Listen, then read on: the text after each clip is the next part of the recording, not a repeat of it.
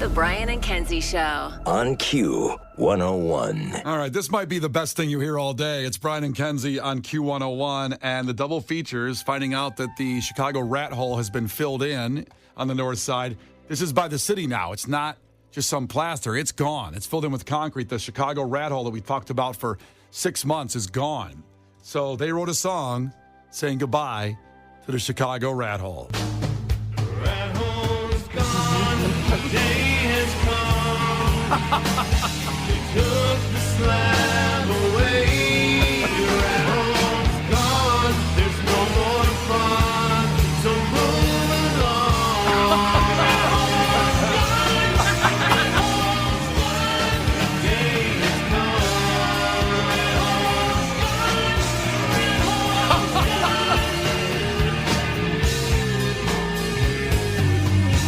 Oh, God.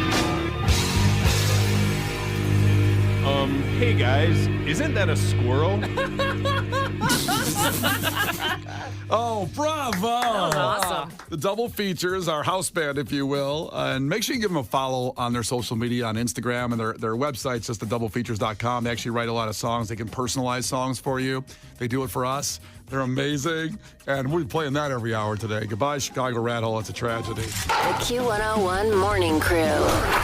Sports. All right, well, let's get to it. A lot going on. Caleb Williams, the man that the Bears will draft number 1 in the draft coming up at the end of April, now that Justin Fields has been traded away to Pittsburgh, did a pro day, as they call it. So he throws in front of all 32 NFL teams in shorts and a shirt.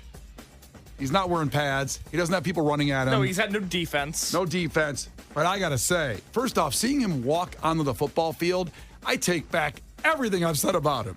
Now, I saw him play against Notre Dame last year, and he was terrible. And that's a fact. But that's just one game. He has a track record. I understand he's really good. There's a reason he's going to go number 1 in the draft. But I still felt like, well, I don't think he's going to be the guy because the Bears are going to draft him. He's going to be terrible, and Justin Fields is going to be great with the Steelers. That's just what's going to happen. And you also didn't like the fact that he cried after one game. I just thought it was a little bit of a bad look. he had a terrible game. He walked up the field and cried to his mom in the stands. Sounds very sweet and nice. Maybe you're thinking I'm a bad guy for not liking that. But I was like, come on, man, get it together. Listen, men crying in general is a rough look. I mean, I've done it. It's very sexy. No, you say that, Kara. No, it is. No. I think you say that, but then you go, well, I can't be with that guy. Well, if they're crying because they didn't get the order they right at a restaurant, then there's an issue. Okay. But if it's Brian. a real reason. Yeah, he had a rough game, and I get it. I don't know. Again, Wait, what do you like about seeing a man cry? Their emotions on their sleeve. They have feelings. Oh, Brian, you hear that? Feelings are important. Wait, what are those? Listen, I've had some moments. I can be sensitive. I'm caring. Just ask my wife or Harper. I really can reach out at times and console people. I've also had a person tell me I was so cold I could be a serial killer and they wouldn't know it. Yeah. I can't help it. It's genetics. We're all a little broken, right? Absolutely. That's how I'm broken. So I should appreciate that the guy did that. And listen, he walked on the field yesterday and he threw a 70-yard pass with no effort. And I get it. There was no defense coming at him, but he threw 50 pass attempts. His timing and accuracy looked effortless, especially on throws across the field, kind of coming back. And then what you see Patrick Mahomes do all the time. I'm not saying he's Patrick Mahomes. I'm just saying he had to look like that. And I was like, okay, we got ourselves a quarterback after getting ourselves some great receivers, some great running backs, some new defense, some little offensive line help. Maybe the Bears are going to win the Super Bowl next year. Maybe. So March 21st, 2024. Yes. 7:07 Central Standard Time. Yes. You're in on Caleb Williams. I'm all in. Let's go. All right. I'm done. I'm not going to talk about the other things ever again. We're good. Okay. He's great. I love him. He's amazing. Let's freaking go. Chicago Bears offered a blunt statement back to Arlington Heights. Now, I've said all along, Arlington Heights, and this is not the wonderful people of Arlington Heights, but the city trying to get the Bears, they thought they had them and then they lost them, are really acting like the one-night stand that thinks they're a girlfriend. Mm-hmm. And they keep now all of a sudden dropping the property taxes that were the big kerfuffle. They got the Bears to say, nope, we're going downtown. We're going to put $2 billion down here and build a dome stadium right next to the old Soldier Field, or at least that's the plan. I don't think Arlington Heights got that memo. And they're still trying to say, we still believe and are working with the Bears on a project for Arlington Heights at the old Arlington Park racetrack. The Bears just had to get blunt. Like we know, again, the one-night stand that won't just stop hitting you up. Yeah. And eventually they just said, this statement only. Our focus is on the City of Chicago project at this time. Yikes. But the way they say that at this time, like that gives the one night stand hope. Because they want everybody wants to do one more with the one-night stand. Yeah. It's called a two-night stand. They want to do it, but Arlington Heights is not getting the message. Okay, get your March Madness brackets done today by 11:15 because the first game, that will be Mississippi State at Michigan State, and that'll be 11:15. So get it done by then. So today at 2:10 p.m. on True TV. Case, what is the slogan of True TV? Do you know it, Kara, by the way? No. What is it, Case? Not reality, actuality. Oh, that's a good one. It's great. It's fantastic. Now, why did they say that? What was their content? Well, at the time, it was like Impractical Jokers and the Carbonaro Effect and World's Wildest Police videos, and they would do. God, I love all those shows. I know, and then they would do like the Smoking Gun or the Naked Gun Presents, and it would be like a countdown show of like the top 10 craziest police chases. It was a network where they were saying our reality TV is actually way more real than the reality TV you see. Yeah. That sounds good. You like watching police chases, Kara? Real ones, yeah. Oh, not on TV? No, well, they're real on TV. Yeah, I thought you meant like in person. Yeah, are there fake police chases? It sounded like you were doing them in Oak Park. So today at 2:10 on True TV, you got Illinois and Morehead State. Also today for some, local, if you're an Iowa State fan, today at 6:35 on True TV, you get South Dakota State 15 seed against number 2 seed Iowa State. Tomorrow, Northwestern at 11:15 a.m. on CBS against Florida Atlantic.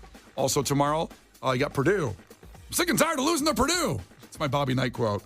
Purdue versus Grambling State. That's at 8:20 on TBS. Also at 8:40 on CBS. James Madison and Wisconsin. So Wisconsin and Purdue will be on at the same time on different channels. Some barn burners. Yeah, that's some good basketball. I'm looking forward to it. This is the best day of the year for sports. Today and tomorrow are the best days of the year because if you don't even care about these teams, it's just fun. It's so fun. You haven't done a bracket yet, have you? No, I'm going to get it done during the show here, which probably I shouldn't do. Kara, have you done one? I did. Who do you have winning? Kentucky. Okay. But I got Illinois and Northwestern going pretty far. I have Northwestern leaving in the first round. I do have Illinois going pretty far, though. Yeah. I like this Illinois team. I'm a believer there. Yeah. Yeah, I mean, 28-6, I think they are. I think in the so. season. Won the Big Ten tournament. I was very impressed. But everybody's 0-0 right now, so forget about it. Finally, in sports, Shohei Ohtani, who I dreamed of playing in a Cubs uniform, and got $700 million from the Dodgers.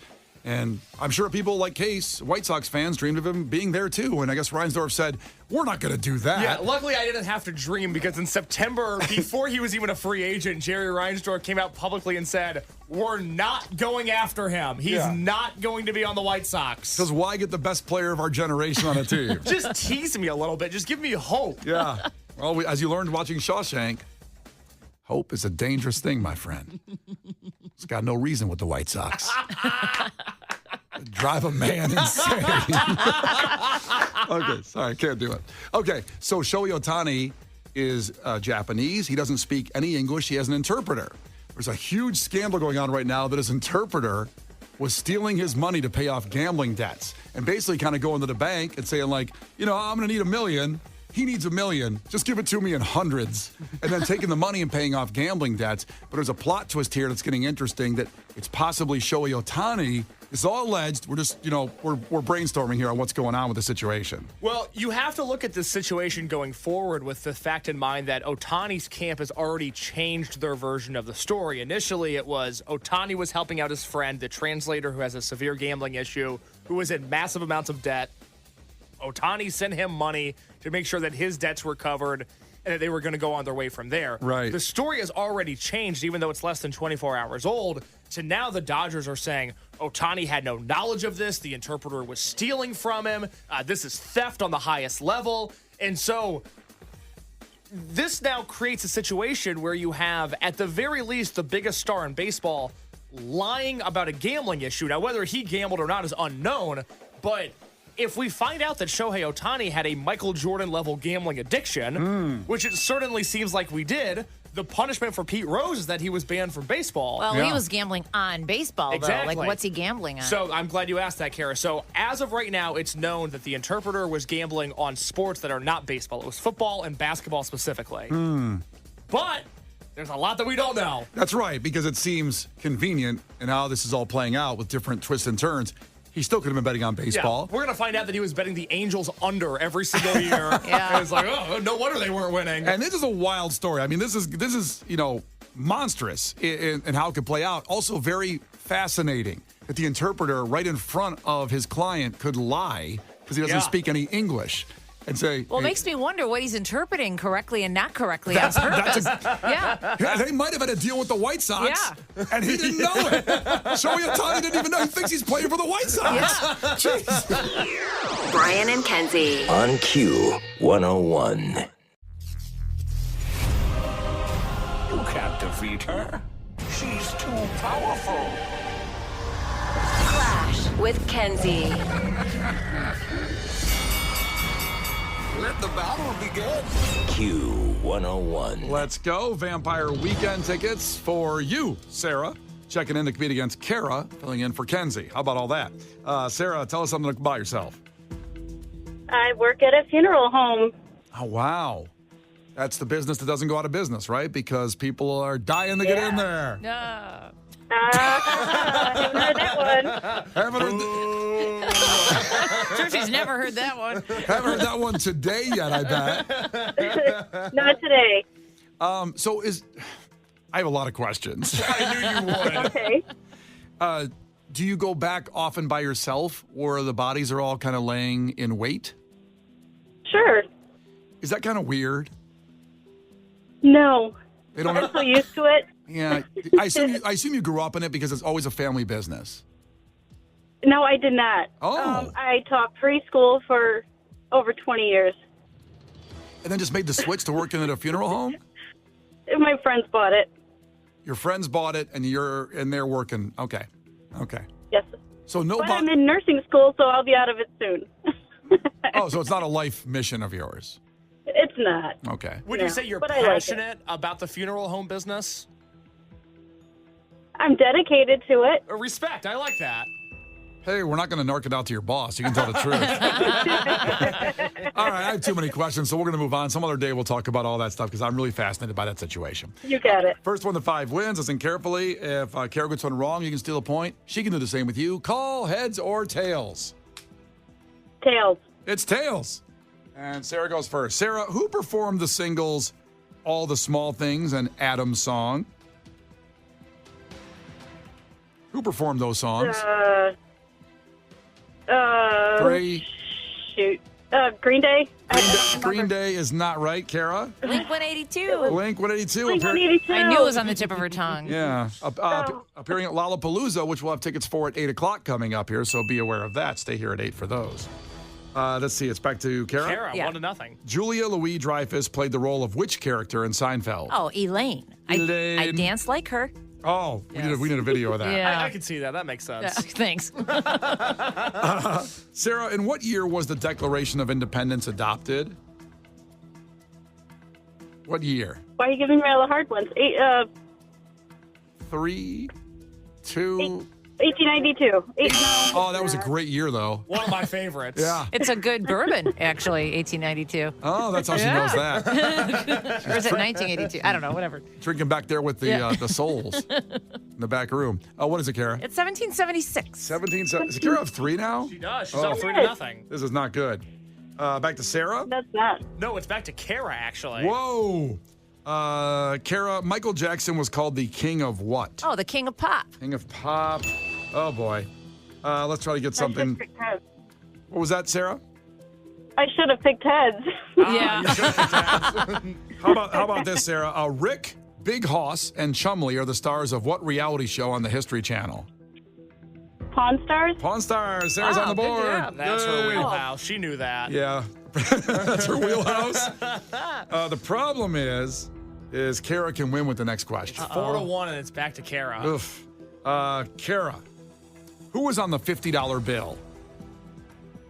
I wish I knew that. Okay. Guess somebody. Jackson.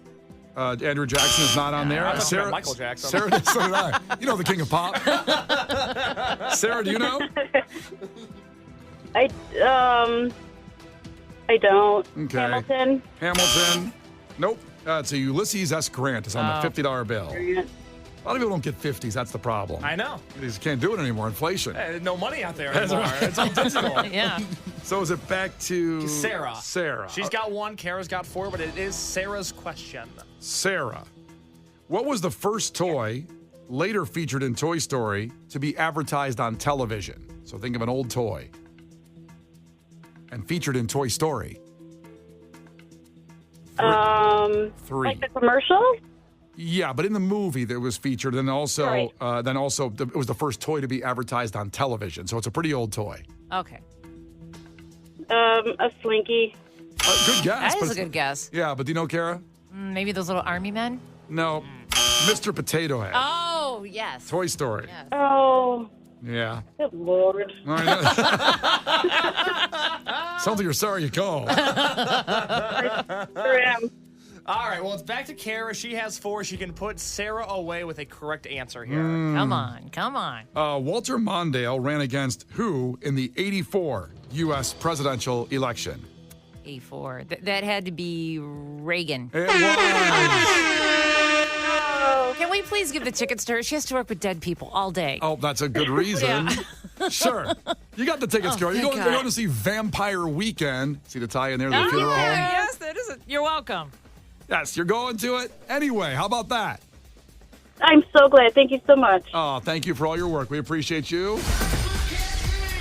Clash with Kenzie. The Brian and Kenzie Show. On Q101. Well, as we said, coming up at 8 o'clock, Lollapalooza tickets. It's a song scramble at 8. Lollapalooza 4-day passes. You'll be some of the first people into Lollapalooza. And coming up after Måneskin, we are launching Piece of Garbage Madness. It starts now. Matchup number 1 in 3 minutes. Get ready to vote on our Facebook, our Instagram, and Twitter. Make sure you go to follow there already. But we'll have it going. We'll give you that first matchup next in 3 minutes. Brian and Kenzie in the morning.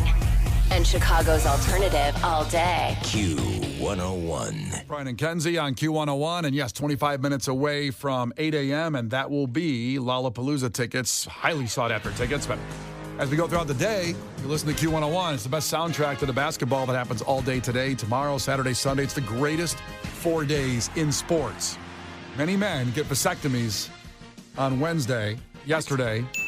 You didn't know this, Kara? No, I did not. It's the highest time for men to get vasectomies because you basically have to lay and not move for about a week. Uh-huh. And March Madness time is that time. That's a smart planning. I should have got one.